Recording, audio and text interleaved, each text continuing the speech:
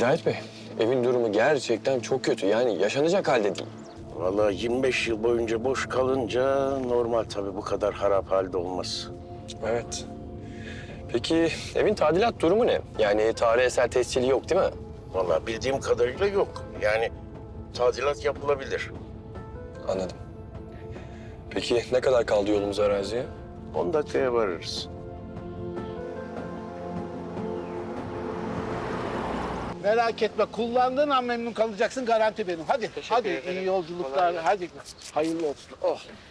Kolay gelsin. Sağ ol. Yılmadım, usanmadım.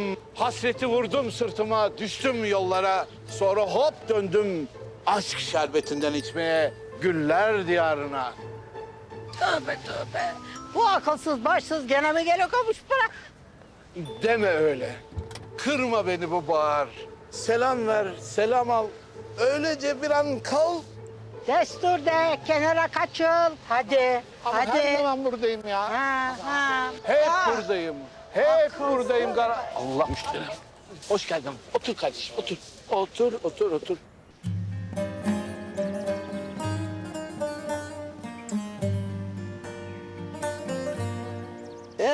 Ne yapacaksın, ne edeceksin şimdi Gonca kızım?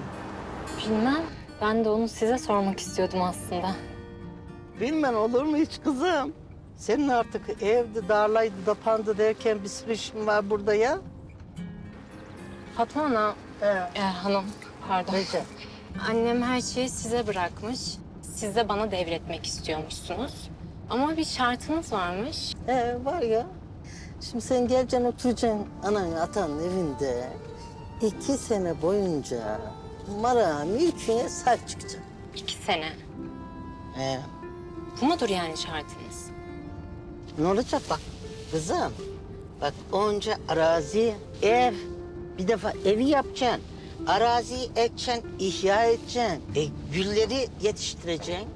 Bunca işin hepsini tamamlayacaksın. 2 sene sonra ben de sana her şeyleri devredeceğim. Nasıl olacak o? Fatma Hanım, biliyorsunuz ben İstanbul'da yaşıyorum yani. Öyle Isparta'da 2 sene nasıl yaşarım ki? Akıl var, mantık var. Sen bir şöyle kenara çeksen ya. Çek. Kenarda bir dur hele, bir dur. Sen de in bakalım bir aşağı. Ha? Kız bakma bana öyle şaşkın ördek yavrusu gibi. Kız insene.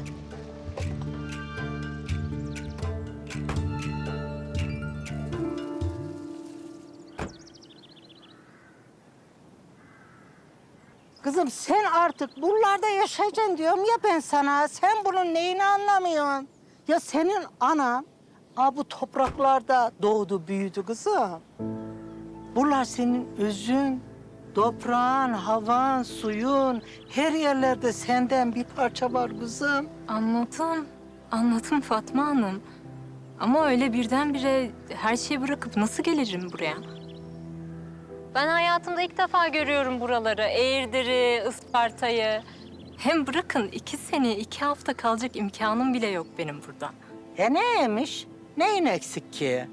Eken, biçen, sen buralarda geçinir gidersin. Siz ciddi misiniz? He? Şimdi ben buraya taşınmazsam, 2 sene de burada kalmazsam... bana hiçbir şey vermeyecek misiniz? Hayır, vermeyeceksin. Bak 2 sene diyorum. Sen gel burada 2 sene yaşa. Ben sana her şeyleri devredeceğim. Yoksa miras falan yok. Çok güzelmiş ya. Ne güzel bir şartmış bu böyle. 2 sene Isparta'da yaşamak. Öyle mi? Çok şey mi istedik be kızım? Ha. Kocaman evim var yavrum. Ne umutlarla gelmiştim buraya. Kız, ne oldu ya senin umut aşkına?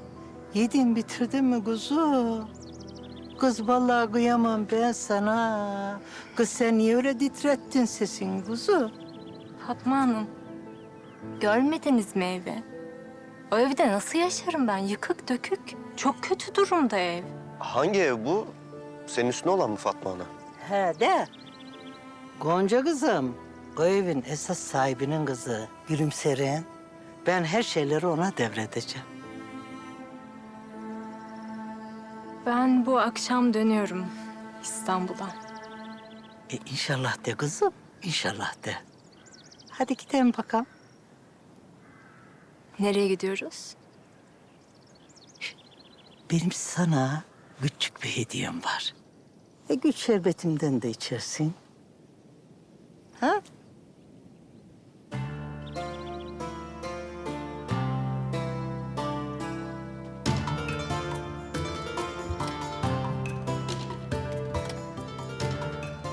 Ah İsmail dedim, ah ruhu şad olsun. Gonca kız, Efendim? sen bilin mi? Bu giller nasıl gelmiş bu Isparta'ya? Bilmiyorum. Nasıl gelmiş? Bu ev toprağın evladı Müftüzade İsmail diyeler biri varmış. Ta Osmanlı zamanı. Görev icabı ya uzak memleketlere kızanlığa gitmiş. Ta Bulgaristan'a. Sonra orada bakmış ki böyle her yanları gül, gül bahçesi. Herkes hem göğnünü hem karnını gülle doyuruyor. Ya bir sevmiş gülleri. İstemiş ki kendi memleketinde de böyle gülistanlığa olsun. Dönerken Isparta'ya bir küçük gül fidanını almış, bastonun içine saklayıvermiş. Neden bastonuna saklamış? Kızım, kimse böyle bir güzelliğin başkasına yar olmasını istemezmiş de ondan.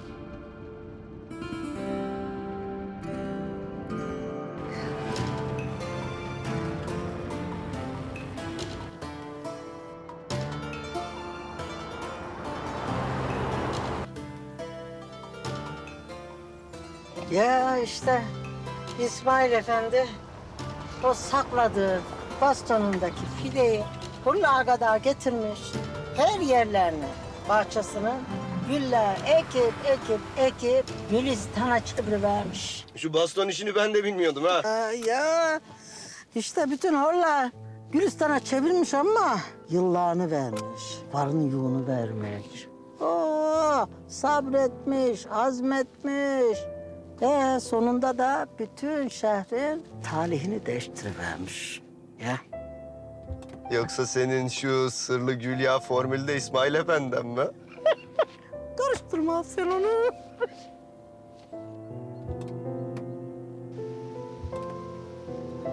Oy. Bunun kapısı da pek ağırdır ya. Sağ olasın kızım. Demem o ki. Her şeyin başı sabır kızım. Bütün güzellikler sabrederek olur. Sabırsız hiçbir şey olmaz yavrum. Hiç.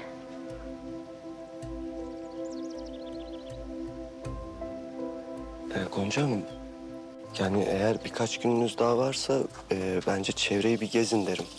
Yani sadece güller değil, antik kentler, göller, birçok yer var. Isparta güzel memlekettir. Ya ben gelirken uzun kalmayı planlamamıştım. Yani bir dahaki sefere diyelim. Kız ben kime diyorum? Ha? Sen niye bir durmuyorsun kızım? Kurt mu kaynıyor sende? Gidersen kızım gideceğim diye tutturmuşsun. Emanetlerini vereyim gidersin yavrum. Tövbe tövbe. Biz siz kalmıştınız azar yemedim yani. Kusura bakmayın. Öyle söylemek istemedim Biraz yorgunum da. Yok, yani önemli değil. Ya teşekkür ederim. Size de zahmet verdim buraya kadar. Yok, rica ederim, ne demek. Madem bugün gidiyorsunuz, bir daha görüşemeyiz herhalde. Evet. Çok memnun oldum, iyi yolculuklar. Ben de sağ olun.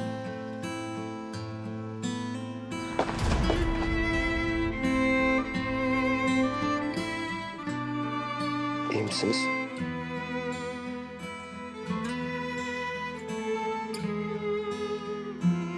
İyiyim. Merak etmeyin. İyiyim.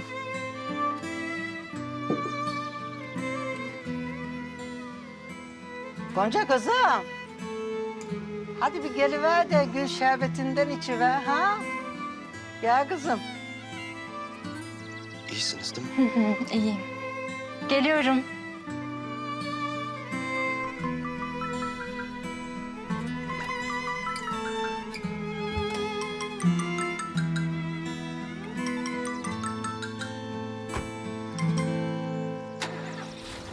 Arda. Gonca, ben avukatla bütün detayları konuştum. Eve baktım, arazileri de gördüm. Şimdi sen bana konum at, gelip seni alayım. Tamam atayım da... Arda ben çok yoruldum ya. Bu akşam İstanbul'a geri dönelim. Neymiş peki devir şartı, öğrenebildin mi? Öğrendim. Ya olacak iş değil. Neyse sen bir gel konuşuruz. Tamam, nasıl istersen.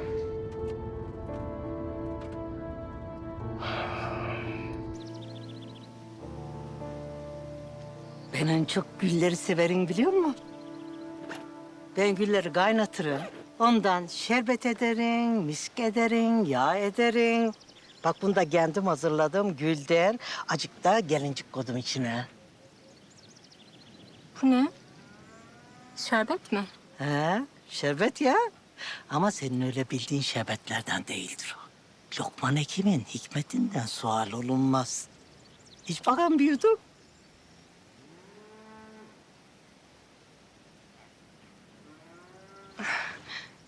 Kız içsene birkaç yudum daha. Bak senin rengin de solmuş. Betim benzin at. Ben sana acık da yiyecek bir şeyler hazırlayayım. Ha? Yok. Hiç zahmet etmeyin siz ya. Dünden beri midemde bir şey almıyor. Şuraya gölgede oturalım mı biraz? Olur kızım. Gel güzel. Gel kızım, gel yavrum. Gel kızım benim. Ya böyle gördüğün gibi buralarda hep benim gül bahçem, gülistanım. Çok güzelmiş ya. Mis gibi de kokuyor. Kokar ya, kokar. Benim annem de böyle kokardı. Daha çok küçüktüm ama hatırlıyorum kokusunu. Geç sen şöyle bir otur kızım. Bana kalan bir şalı var. Böyle arada ondan alıyorum bu kokuyu. Ay ay. Ah gülümserim benim, gülümserim. Güzel kardeşim benim. Allah gani gani rahmet eylesin gülümserime. Amin inşallah. Siz şimdi annemin nesi oluyorsunuz? Artık abade, yarende, sırdaş de, ahiretliyim diye o benim. Ben onu kan bağımız yoktur ama te bebekliğinden beri tanırım. Gülümserim. Peki burada başka bir akrabası var mı? Yok kızım yoktur. Sarı! Emaneti getiriver hele. Kızım şimdi sen diden Şeref Bey maldan zengin, insandan yoksul biriydi. Bir tanecik evladı vardı. İşte o da Gülümse. Eninen de tez zamanda göçtü gitti erkenden. Deden Gülümser'le baş başa kaldı. Ondan sonra deden de göçtü. İşte yavrum. Ne olsun onlardan geriye bir sen kaldın. Daha şu sandık ananın sandığıdır o. Sen indir artık.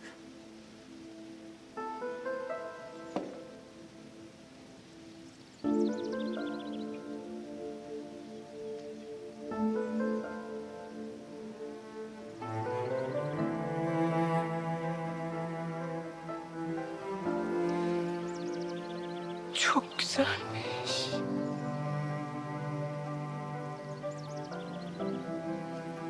Açabilir miyim? Tabii.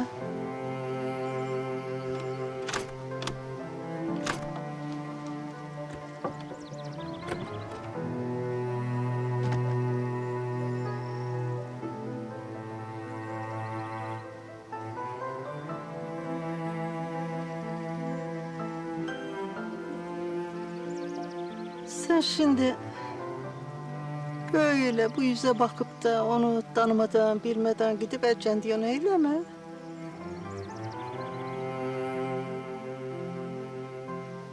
Yavrum, ben döneceğim şehre diyorsan, o zaman bari ananın mezarına bir uğra da bir Fatiha oku kızım. Ne mezarı? Ananın mezarı yavrum. Gülümserin. Ne?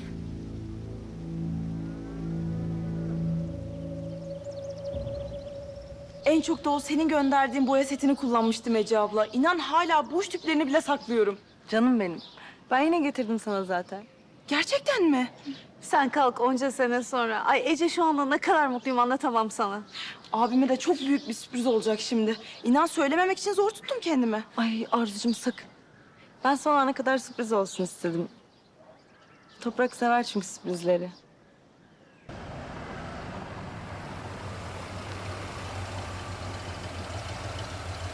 Hoş geldin beyim. Hoş bulduk Yavuz. Kolay gelsin. Nasıl gidiyor? Sağ olun vallahi ne olsun. Canan Hanım da sizi bekliyordu. Misafiriniz varmış. Kimin, benim mi? Sen hiçbir şey deme dedi. Sürpriz olacakmış. Sürpriz mi olacakmış? Evet. O zaman bırakalım sürpriz olsun ha. Evet. Ben seni görmedim. Siz beni görmediniz beyim. Ya, hadi görüşürüz. Görüşürük. Gene pot kırdık ya. Ah kızım ah. Ne güzel olacaktı. Ne hayaller kurmuştuk biz. Sizin mürüvvetinizi görmek için yurt dışına İtalyalara da bir gidemedik ona yanarım. Anne. Canan teyzeciğim, bu işler nasip kısmet. Ama şimdi ne güzel bütün kızlar toplandık. Arzu da büyüdü. Yine gideriz. Hatta söz en kısa zamanda ben kendim ayarlayacağım. Gerçekten mi? Annemle olursa babam izin verir. Anne bak bu sefer caymaca yok ama ne olur gidelim bak. Tamam kızım gideriz tabii. Bir ayağımız da İtalya'da artık deriz. Çok güzel olur. Anne, Arzu. Toprak bak festivalin ilk günü sana yaptığımız sürpriz.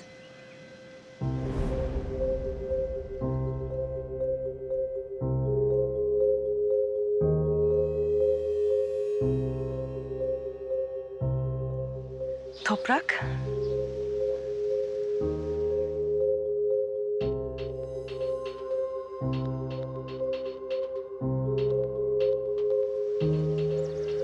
Sarılmak yok mu?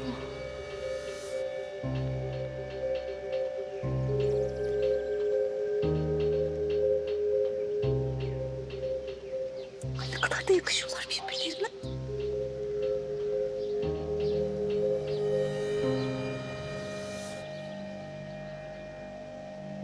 Sakın annenlere kızma. Ben sürpriz yapmak istedim.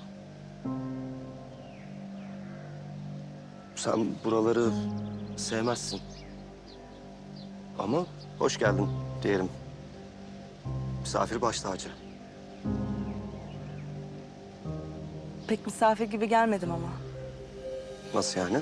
Yurt dışıyla iş tutmuşlar oğlum. Burada çalışacak artık Ece kızım. Burada derken?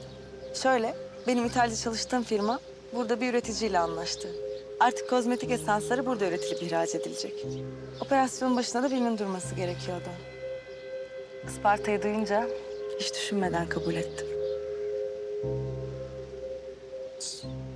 Hiç düşünmeden buraya gelmeyi kabul ettin öyle mi Ece? Hı hı. Sen önce çok farklı düşünüyordun hatırladığım kadarıyla. Ya bunları daha sonra konuşsak? Hem yeterince vaktimiz olacak zaten konuşmak için. Toprakçım, kız ayağının tozuyla hiçbir yere gitmeden önce buraya geldi. Sen şimdi sorguya mı çekiyorsun kızı? Yani O zaman tamam. Ben sizi çay saati keyfinizle baş başa bırakayım. Sonra görüşürüz. Sizinle de ayrıca konuşuruz. Tekrar hoş geldin.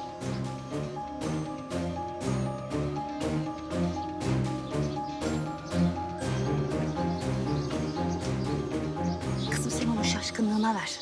Kusuruna bakma, üzme canını tamam mı? Abim şok yedi resmen. Keşke önceden söyleseydik. Belliydi böyle olacağı. Ne olacak işte bir kere de çıktı aradan Allah Allah. Ne değişecekti ki? Gayet normal. Anlayışla karşılamak lazım. Toparlayacak. Canan teyze, ben hatalarımın farkında olarak döndüm. Ve aynı hataları tekrarlamaya hiç niyetim yok. Güzel kızım benim. Hoş geldin. Hoş geldin. Hiç düşünmeden kabul etmişmiş. Hiç düşünmeden. Lafa bak. Hangi dağda kurt öldüyse artık. Ay toz toprak orası. Ben gitmem oraya derken neredeydi aklın acaba? 3 sene öncesinde.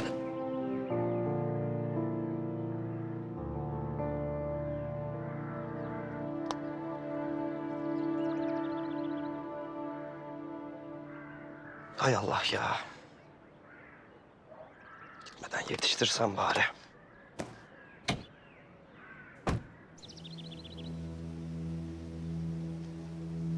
Ya miras diye beni buraya çağırdınız. Yıkık dökük ev çıkıyor. Sonra 2 sene burada kalacaksın, burada yaşayacaksın diye de şart koşuyorsunuz. Bir de yetmezmiş gibi şimdi bana mezar mı diyorsunuz bana? Ha? Benim annemin mezarı İstanbul'da, anlıyor musunuz? Benim annemin mezarı İstanbul'da. Ben daha geçen gün gittim annemin mezarına. Bak kızım, senin anam mezarı burada. Burada göçüp gitti gülümse. Biz memleketinde burada toprağı verdik ya senin anana. Anam mezarı İstanbul'da falan değil, tövbe ne İstanbul. Peki ben yıllardır kimin mezarına gidiyorum öyleyse? Ne bilen kızım be? Peki nerede? Nerede o mezar? Burada nerede? Yavrum, bak şuradaki tepe bu ya bak. Aha da o tepenin üstünde işte senin ananın mezarı. Ya ben kendi ellerimle toprağını atmasam ben sana ne diyeceğim be kızım? Siz mi defnettiniz annemi? Hı? Onu mu söylemeye çalışıyorsunuz? Ben defnettim ya. Güzelce Yasin-i Şerif'ini okudum. Halvasını kavurdum. Sadakasını, hayrını dağıttım. Uğurlayıverdim. Gülümser. Senin ananın mezarı ahan da o tepenin üstünde. İster git ister kal. Ben şöyle bir anana Fatiha oku istedim be kızım. Başkaca da bir kötü niyetim yok. Tövbeler olsun.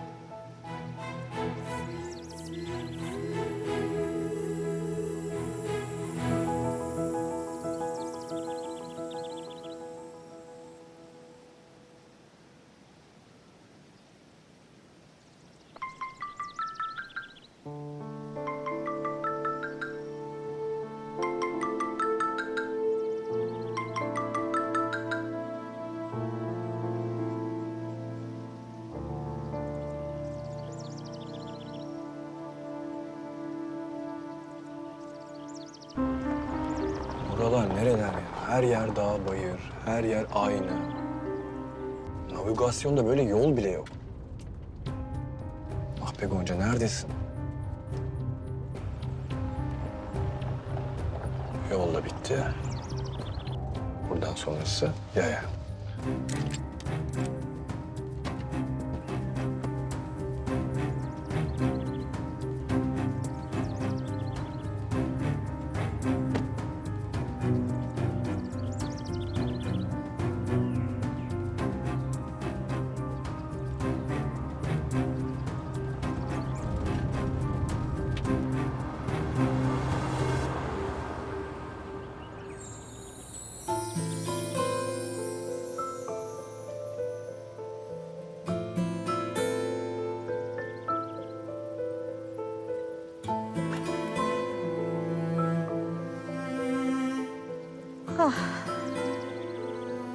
İşte burası.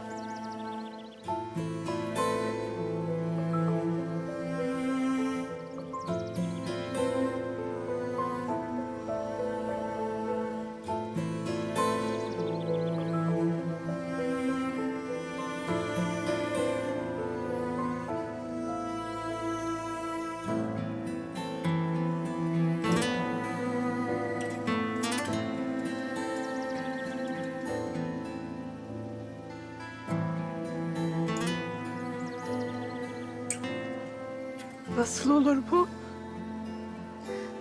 Nasıl olur ben bilmem. Allahü alem kızım.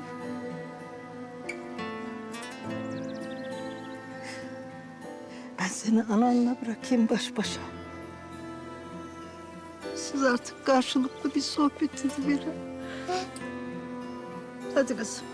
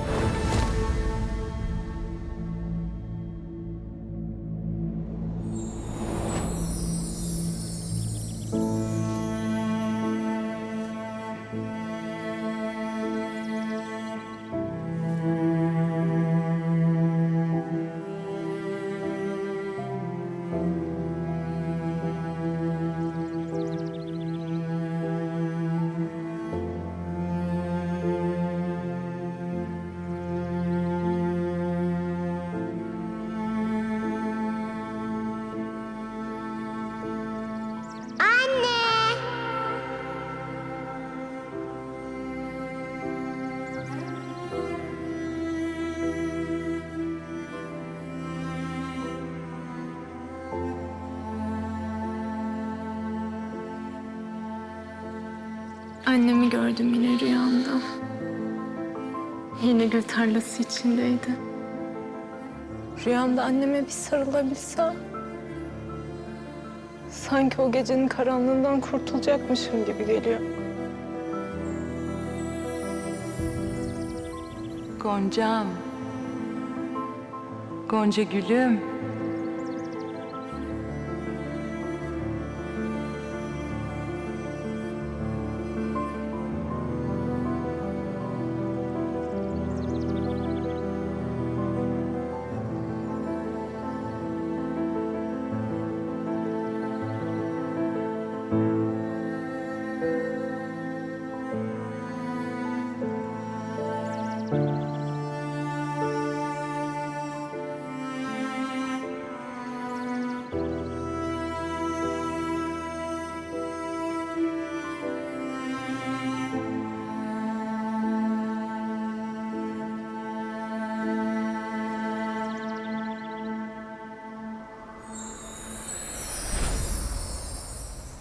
Anne.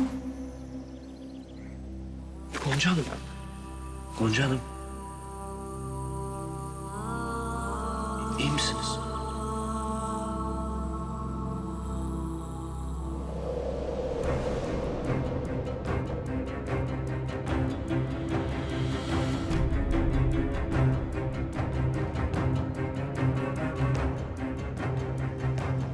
Gonca.